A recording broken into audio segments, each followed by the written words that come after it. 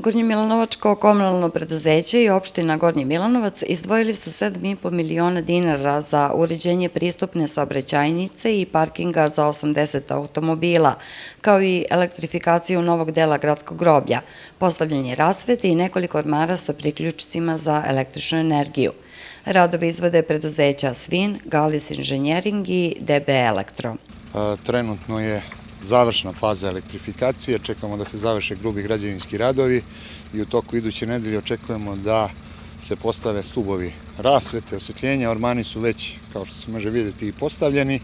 Evo, privodimo kraju, vreme nas je u mnogome omelo, stalna kiša, zemljani radovi, tako da malo se kasni, ali evo, privodimo kraju. Sutra se očekuje da se asfaltiraju saobraćajnice, Ploto će danas da bude definitivno uređen, sad trenutno radimo na uređenju škarpi pored parkinga. Radovi na ovom delu samo su deo investicije koju je ovdašnje komunalno preduzeće uložilo u gradsko groblje u ovoj godini. Radili smo na sređivanju gradske kapele, kompletno smo renovirali WC i ženske i muške, nabavili smo i rashladni uređaj za posmrtne ostatke, odnosno za umrla lica.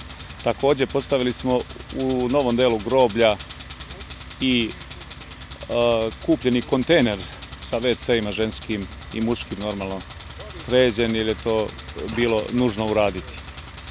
Na gradskom groblju godišnje se u proseku sahrani 180 lica, pa prostora ima samo za narednu godinu. Zato se komunalno preduzeće obratilo opštini sa zahtevom za otkup još 3 do 5 hektara susednog imanja koje koristi Svislajen Takovo, a čime bi se značajno proširili kapaciteti.